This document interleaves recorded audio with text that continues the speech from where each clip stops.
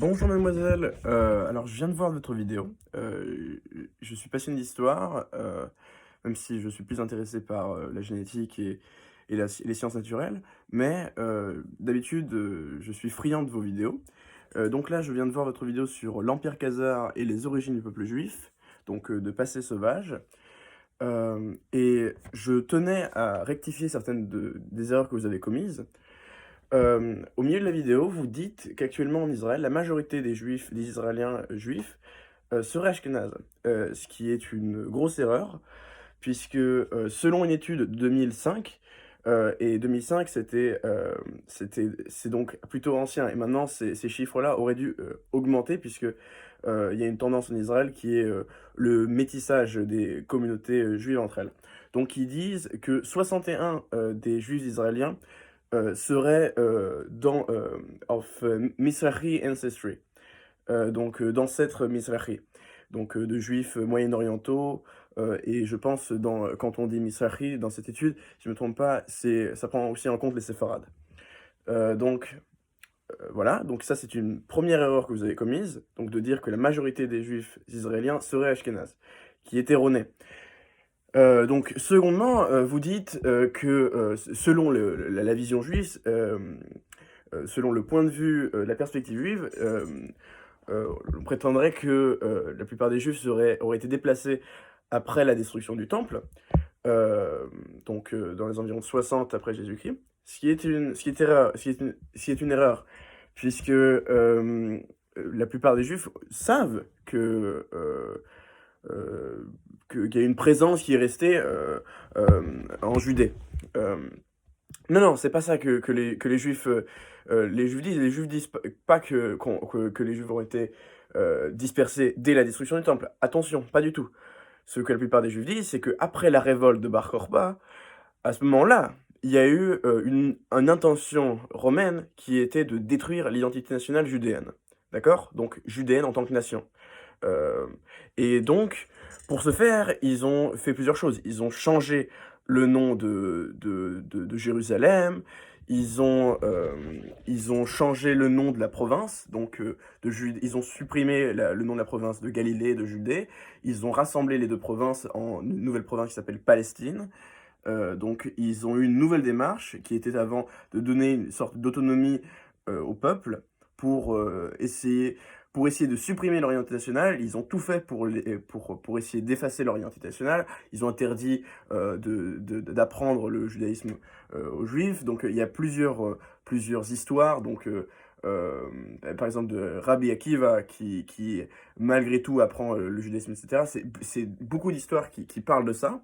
Donc, mais d'un point de vue historique, c'est pas du tout après la destruction du temple, c'est après la, 2e, guerre judéo-romaine, qu'il y a eu une intention romaine d'effacer la culture judéenne.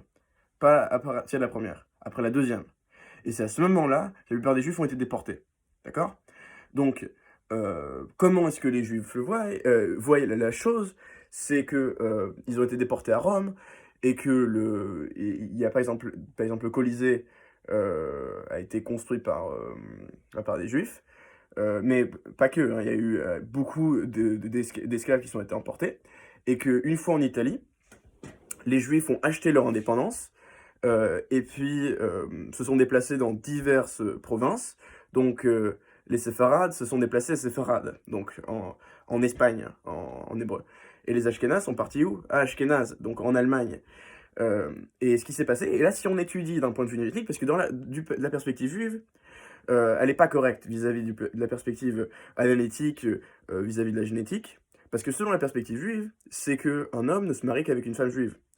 Et que donc, il aurait fallu partir avec ces femmes. Sauf que c'est pas du tout ce qui s'est passé si on analyse la génétique. Si on analyse les études génétiques, on se rend compte que, il y a un linéage, donc patriliaire, qui semble être juif. En revanche, si on analyse, il y a eu un métissage qui s'est passé, pour les Ashkénazes et aussi pour les Séfarades.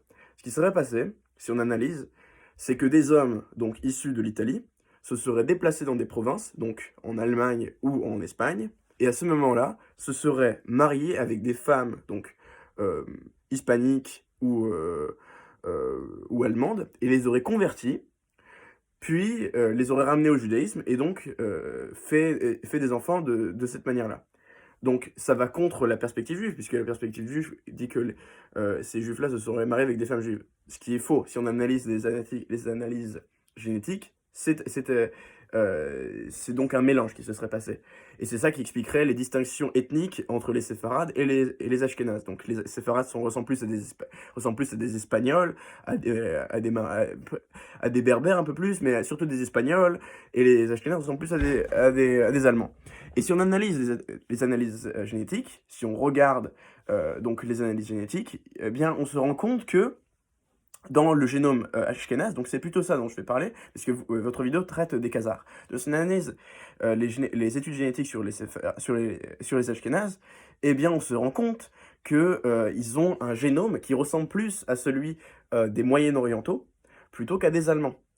Donc un ashkénaze quelconque, qui vivrait par exemple à Brooklyn, ressemblerait plus, génétiquement parlant, à un Libanais ou un Palestinien arabe qu'à un Américain non juif. Donc c'est très intéressant. Et si on analyse lui d'un point de vue linguistique, alors personnellement je suis pas linguiste, mais je n'aurai pas la prétention de comprendre exactement. Par contre, si il y a des choses très claires, c'est que le yiddish ne ressemble pas du tout aux langues turcophones, donc des Khazars. Ça ressemble pas du tout. L'ashkénaze, enfin les ashkénazes, ils parlent yiddish et le yiddish, ça ressemble à l'allemand, avec des mots hébreux, avec voilà. Donc c'est de ce point de vue-là, ça ressemble pas du tout à ça. D'un point de vue historique, c'est erroné de dire que les ashkénazes descendraient des Khazars à partir de leur conversion, parce qu'il y a eu des juifs qui étaient en Allemagne depuis bien avant la conversion khazare. Euh, Par exemple, ce serait très difficile d'expliquer comment des hommes comme Rachi, donc un juif qui est très important, proéminent dans une place très, très importante dans le judaïsme, d'ailleurs qui est français, qui vient de la ville de Troyes, serait apparu à Troyes alors que la conversion khazare venait juste d'apparaître et que les Mongols n'avaient pas encore envahi la région, si je ne me trompe pas. Donc il y a plein de choses qui sont pas explicables. Et aussi, donc ethniquement, c'est pas explicable. Génétiquement, ça l'est pas non plus. Linguistiquement non plus. Démographiquement, ça l'est pas non plus. Puisque les nombres ne peuvent pas corréler. Euh, Ensuite, vis-à-vis de la peste, c'est pas ils viennent pas. Les Juifs étaient déjà bien ancrés en Pologne et en Allemagne, puisqu'il y a eu des génocides pendant la peste. Parce que les Allemands accusaient les Allemands, donc ethniquement allemands, donc les chrétiens allemands, ont accusé les Juifs, donc juifs, d'avoir empoisonné les pluies et ont massacré en grande partie les Juifs allemands. Et c'est à ce moment-là, c'est en grande partie à cause de ça, que la plupart des Juifs qui étaient en Allemagne, donc dans le Saint-Empire romain germanique, ont été dépeuplés en grande partie et ont fui vers l'Est. Donc, votre théorie que pendant l'invasion mongole, les Juifs seraient venus à l'ouest, eh bien, va en contradiction avec ce qui s'est réellement passé. Parce que ce qui s'est passé, c'est qu'il y a eu la peste, la plupart des gens sont morts, sauf les Juifs qui, eux, étaient déjà plus propres à cause de rites religieux, et aussi ne tuaient pas les chats, et donc il y avait moins de problèmes de rats, etc. Donc par beaucoup de causes, les Juifs étaient moins impactés par la peste que les chrétiens. Et les chrétiens voyaient ça et donc se disaient que c'était la cause des Juifs. Et donc les ont tués. Et par la suite de ça, se sont déplacés vers la Pologne. Et les Polonais, eux, ont dit les Juifs, on les accepte. Et donc la Pologne est devenue une sorte de place acceptable pour les Juifs. Et c'est pour ça que les Juifs sont venus en Pologne. Mais c'est pas parce que les Mongols sont venus et que du coup ils ont fui la Khazarie et sont arrivés en Pologne. Pas du tout. C'est pas ça historiquement qui s'est passé. Donc dire que la majorité des juifs ashkénazes seraient khazars, c'est erroné. Et vous avez partagé cette théorie-là, mais vous la relayez sans trop la critiquer et sans aller dans la profondeur. Puisque quand on la voit comme ça, si on analyse comme ça, on se dit oui, ça fait sens. Mais en réalité, la théorie khazar, Khazar Theory en anglais, c'est une théorie antisémite. Et relayée par beaucoup d'antisémites. Donc des nationalistes blancs, donc ethno-nationalistes et nazis, qui relayent cette théorie. Aux États-Unis, quand les Anglais, enfin les Anglicains ou où les chrétiens, évangélistes veulent dire, «We are the true Israel», donc avec des théories comme ça, d'une suprématie, religieuse et cetera et avec une suprématie raciale en partie, en disant qu'eux, ils sont ethniquement le vrai Israël et cetera. En général, ils disent que les faux juifs, «There are people that claims to be Jews, but they are not Jews, they are liars, they're Satan of synagogue of Satan», voilà, qui disent des messages comme ça. Eh bien, ils disent que les juifs, disent qui sont juifs et en réalité ils sont pas juifs, en réalité ils sont khazars et donc ils relaient des théories comme ça. Donc c'est erroné, par plusieurs raisons et aussi, j'ai été très triste puisque, quand vous parlez du sionisme, c'est intéressant, mais vous dites qu'au final, à la fin, vous concluez en disant: «Bah, au final, c'est pas très grave de savoir, d'où ils viennent, si un peu actuellement ils habitent là-bas donc OK, j'entends». Mais c'est erroné, puisque, c'est très important de savoir d'où ils viennent. C'est très, très important. Moi, je trouve que c'est intéressant de regarder les faits. Si on s'intéresse réellement à des faits historiques, à des faits génétiques, à des faits linguistiques, c'est très intéressant. Si on veut comprendre pourquoi il y a des juifs qui habitent, par exemple, si vous me posez la question: «Pourquoi est-ce qu'il y a des juifs qui habitent, par exemple, les Bukharian Jews», donc ceux qui habitent dans la partie, bah, où les Turcs sont originaires en réalité, donc en Eurasie centrale, donc au Kazakhstan, au Turkménistan, et cetera? Je peux vous répondre, je peux vous répondre. C'est parce que ces juifs-là, eh ben, en réalité, c'est des juifs perses qui viennent d'Irak. En réalité, c'est des juifs qui viennent à la base de Judée, qui ont déménagé en Irak, enfin à Bagdad, et qui ont suivi la route de la soie, et qui l'ont suivi. Si vous me posez la question pourquoi est-ce qu'il y a des juifs chinois, je vous répondrai de quels juifs chinois vous parlez. Est-ce que vous parlez de juifs séfarades, qui eux ont fui l'Inquisition, ou est-ce que vous parlez de juifs boukhariens, qui ont suivi, de marchands qui ont suivi la route de la soie, et qui sont arrivés jusqu'à Kaifeng? Si vous me posez des questions, je peux vous, voilà, si vous intéressez réellement à la question, c'est très intéressant. Si on veut étudier pourquoi est-ce qu'il y a des juifs indiens, eh bien voilà, il faut remonter à leur histoire, à leur origine. Puisque si on remonte, on arrive à un point central. Si toutes les communautés, donc qui ont des minhagim différents, donc des minhagim séfarades, des minhagim ashkénazes, des minhagim misrahi de toutes sortes, du Yémen, d'Irak, d'Égypte, si on remonte historiquement, eh bien ça arrive à un seul et même endroit. Même pour les juifs éthiopiens. Même pour les juifs éthiopiens, ça arrive à un seul et même endroit. C'est pas des conversions. Il y a eu des conversions de masse qui sont passées, et vous aurez pu en parler si vous voulez parler des conversions. Mais niveau des conversions, la seule qui s'est passée de grande ampleur, qui a toujours un impact aujourd'hui, c'est celle pour les Berbères.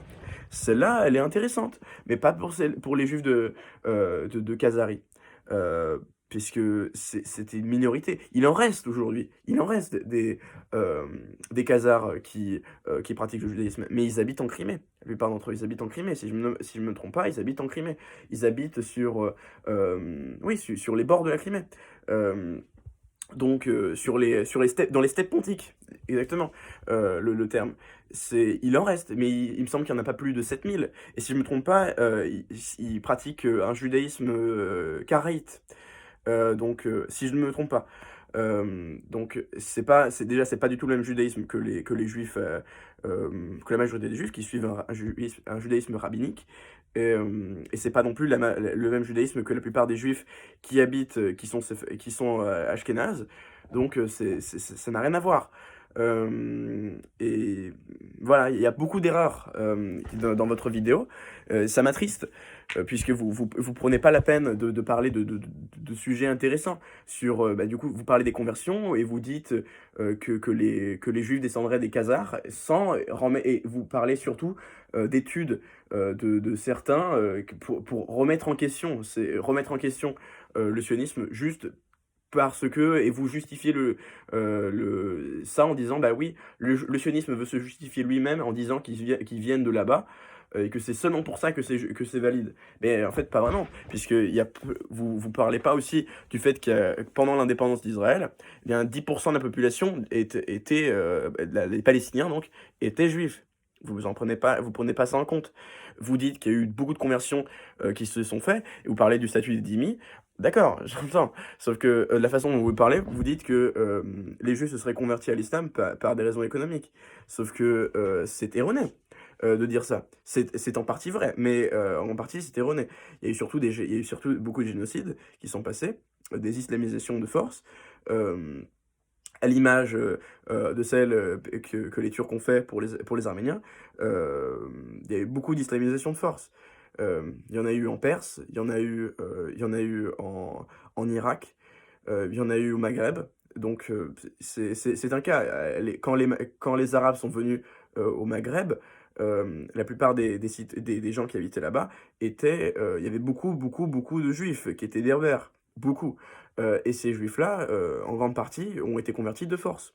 Donc, il y a eu aussi des gens qui se sont convertis pour éviter des problèmes d'antisémitisme, etc.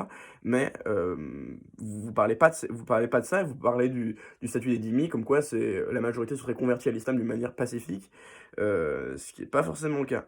Donc voilà. Et par contre, vous parlez pas du tout des études génétiques, ce qui est dommage, puisque si on veut s'intéresser au génome palestinien, il est très intéressant. Puisque si on analyse le génome palestinien, on se rend compte qu'ils ont à 30% un ADN juif, les Palestiniens, à 30%. Donc c'est très intéressant. C'est-à-dire que voilà, il y a beaucoup de choses, il y a beaucoup de choses dont vous ne parlez pas, et je trouve que vous êtes extrêmement biaisé dans votre façon de voir les choses. On est tous biaisés, mais vous avez un point de vue antisioniste qui se reflète énormément dans votre vidéo. Et il n'est pas validé par des faits historiques, il n'est pas validé par des faits génétiques, il n'est pas validé par, euh, par ces choses-là. Il est surtout, en tout cas c'est la façon dont c'est reflété, validé ancré par des idées politiques euh, que vous pouvez avoir. Mais à ce moment-là, faut pas mélanger la politique faut pas mélanger la politique et l'histoire, et vous parlez à la fin de la génétique, mais vous en parlez pendant 2 minutes, et franchement, si on s'intéresse, par exemple, à la mitochondrie, il y a beaucoup d'études qui en parlent, la mitochondrie juive, c'est très intéressant. Donc voilà, je suis déçu, et encore une fois, une chose que je voudrais rappeler, c'est que, mettons que, admettons, même si encore une fois, c'est une étude, c'était un bouquin qui était antisémite, qui est relié par des antisémites, cette théorie. C'est pour ça que je voulais faire cette vidéo-là, parce que de ce point de vue-là, de la point de vue d'une perspective d'un observateur qui est intéressé par le sujet, qui a des connaissances sur le sujet, et qui sait qui relaie ces théories-là, parce qu'en général, ça, c'est des théories qu'on entend par des antisémites qui les disent, ces théories-là. On les lit, ça a été débunké sur Internet, et donc, quand j'entends une personne qui me parle de la théorie des juifs khazars, je me suis dit, oula, quand j'ai regardé la vidéo, j'avais commencé à avoir mal au cœur dès le début, dès les quelques premières minutes. Je savais déjà ce qui allait arriver, et j'étais déçu. J'avais un mauvais pressentiment, et j'ai été déçu. Euh, et, et donc, oui, quand on entend des gens parler de cette théorie-là, et qui à la fin finissent avec des discours antisionistes, c'est souvent relayé, c'est pas relayé par des antisémites par hasard. Donc, c'est pour ça que je tenais à faire ce message-là, parce que d'un point de vue observateur, d'un observateur qui connaît le sujet, qui est intéressé par le sujet, qui est vraiment ancré dans ce sujet-là, cette vidéo-là a des relents d'antisémitisme. Voilà, une aura antisémite. Donc voilà. Euh, donc je tenais à dire que quand vous dites que la majorité des juifs israéliens seraient ashkénazes, c'est faux. Voilà, comprenez-le, c'est faux. La majorité des juifs israéliens sont Mizrahi, donc viennent du Moyen-Orient, Moyen-Orientaux, yéménites. euh, euh, et d'ailleurs, les Yéménites parlent l'hébreu le plus pur qui existe. C'est eux qui parlent l'hébreu du Second Temple. Leur hébreu, c'est un hébreu des plus purs qui existe. Et la majorité des Israéliens ne sont pas yéménites, malheureusement, mais sont Mizrahi, sont moyen-orientaux, maghrébins, ou donc séfarades. Donc voilà. Donc c'est une erreur de dire que la majorité sont ashkénazes, c'est incorrect, c'est juste pas en phase avec la réalité sur le sol. Quand moi j'y étais récemment, la majorité des gens que j'ai vus, bah, des Mizrahi. Voilà, et les gens chez qui j'étais, c'était des Mizrahi, et j'étais ici chez des séfarades, j'étais chez des yéménites. Voilà, il y a des gens, par contre, la plupart des gens, ils ont quelques ancêtres ashkénazes, bien sûr, mais la majorité sont Mizrahi. Et ceux qui sont Ashkénazes, ils ont des ancêtres Mizrahi, et ceux qui sont Mizrahi, en général, ils ont quelques ancêtres Ashkénazes et beaucoup d'ancêtres séfarades. Donc, il y a un grand mix là-bas. Donc c'est erroné de dire que au final, c'est pas important de savoir d'où ils viennent, c'est erroné. En revanche, quand vous dites que la plupart des gens qui habitent là-bas veulent la paix, c'est vrai, mais pas forcément, les gens du Hamas. Eux, ils veulent pas spécialement la paix, c'est pas ça qui les intéresse, mais bref. Donc, si vous pouviez refaire une vidéo sur le sujet, en rectifiant vos erreurs, surtout quand vous parlez de la révolte de Bar Korba en disant que, bah non, les Juifs, ils ont pas été déportés, à la destruction du second temple. Bah oui, on sait, puisqu'il y a eu toujours une révolte, hein, Bar Korba, un grand héros juif, il était là-bas, Rabbi Akiva, il était là-bas, il y a plein de mystiques juifs qui sont restés là-bas, on le sait, il y a plein de plein d'éminences du judaïsme qui sont restés là-bas. La Kabbale juive, donc le mysticisme, le mysticisme de Lunaric Kabbalah, qui vient de là-bas, hein, qui vient de Safed, de Tzfat. Donc voilà, il y a eu une présence juive de A à Z, du début jusqu'à la fin, jusqu'à aujourd'hui. Il y a toujours eu des juifs là-bas. C'était juste une minorité oppressée. Donc voilà, c'est juste que c'est une minorité qui était restée dans sa terre, une indigenous people, voilà, comme des Amérindiens ou comme des aborigènes. C'est pas parce qu'ils sont en minorité que ça veut dire qu'ils comptent pas. Ce qui a juste changé, c'est qu'ils sont passés de minorité à majorité. C'est tout ce qui s'est passé. Voilà. Donc, si vous pouviez rectifier votre vidéo, en refaire une autre, ou mettre des annotations, ou faire quelque chose pour rectifier les erreurs que vous avez dites, sur des erreurs simples, très simples, mais qui ont une grande importance. Voilà, aucun juif n'a dit que la majorité ont été déportés après le second temple. Par contre, ce qui s'est réellement passé, c'est l'effacement culturel qui a essayé d'être induit par les Romains en interdisant le judaïsme, en interdisant aux juifs de pratiquer leur langue, en interdisant, en renommant Jérusalem, en, en renommant la Judée et la Galilée en Palestine. Voilà, ça c'est des choses qui se sont réellement passées, mais après la grande révolte. Voilà, donc si vous pouviez rectifier ça, j'en serais grandement heureux. Voilà, mais en tout cas, en général, j'aime bien vos vidéos, mais aujourd'hui, j'étais malheureusement déçu. Donc voilà, et c'est une insulte, votre vidéo est en réalité une insulte à tous les juifs du Maghreb, à tous les juifs boukharéens, à tous les juifs perses, à tous les juifs irakiens, à tous les juifs kurdes, à tous les juifs éthiopiens, à tous les juifs indiens. C'est une insulte de faire ça et de faire ça. C'est une grande insulte à tous les juifs ashkénazes de les appeler khazars, alors que la majorité d'entre eux, si jamais ils ont grandi en Pologne, c'est parce que ils ont été chassés de l'Allemagne ils ont été chassés de l'Allemagne par le Saint-Empire romain. Et s'ils habitent aux États-Unis, en général, c'est parce que les Russes les ont forcés à se déplacer. Et que voilà, les Ashkénazes, c'est ceux qui ont souffert le plus de tous les peuples, de tous les peuples juifs, c'est eux qui ont souffert le plus. C'est une insulte de les appeler khazars. C'est une plus grande insulte pour eux, ça aurait été de les appeler blancs. Voilà, ça aurait été vraiment se moquer d'eux au plus haut point. Mais voilà. Vous avez fait des grosses erreurs et ils demandent une rectification. Voilà, parce que de ce point de vue-là, si on analyse votre vidéo telle quelle, c'est une vidéo antisémite. Voilà, c'est comme ça qu'elle est perçue. Voilà. Donc merci. En général, j'aime bien ce que vous faites. Continuez votre travail, mais s'il vous plaît, demandez à des gens qui sont pas seulement à des gens qui sont antisionistes et qui veulent faire véhiculer leurs idées par des biais faux. Voilà. Rectifiez vos erreurs sur des sujets simples, sur les sujets les plus simples, et si vous voulez approfondir la question, étudiez la génétique juive. Merci.